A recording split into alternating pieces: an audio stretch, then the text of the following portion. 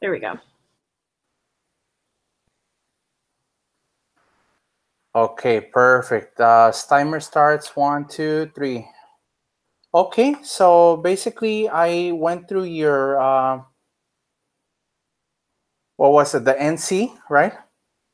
Yes. Yes, so my question, first question, define the word unreasonable.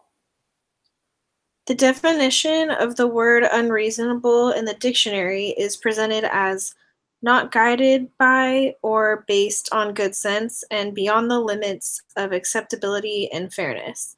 An unreasonable search and seizure is a search and seizure by a law enforcement officer without a search warrant and without probable cause to believe that evidence of a crime is present.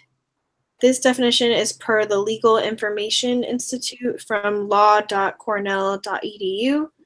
And this same article then goes on to explain that a search and seizure that is deemed by a judge to be unreasonable is unconstitutional as it violates the Fourth Amendment. Perfect. Would you agree that the protection against cyber attacks is reasonable? To an extent, yes, but within fair limits.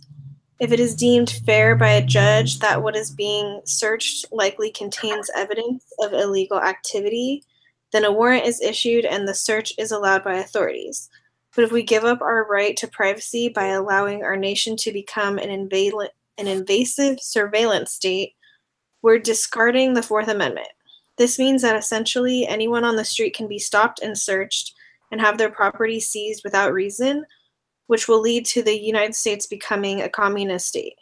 And the very definition of communism, as derived from Karl Marx, is a society in which all property is publicly owned and each person works and is paid according to their abilities and needs.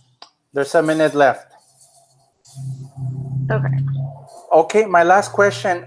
Basically, in your closing statement, you mentioned that Project Indigo makes democracy impossible. After 9/11, the Patriot Act was enacted, which gives the right to TSA to search us. While this might invade privacy, does it not make us safer?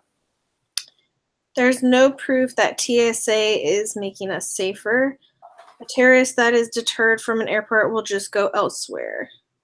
An example of this is in September 2002, around the anniversary of 9/11, a Colorado man who received explosives training from Al Qaeda drove from Colorado to New York to attempt a terrorist attack on commuter trains over there. Perfect. That's it. We're done. All right, thanks. Okay.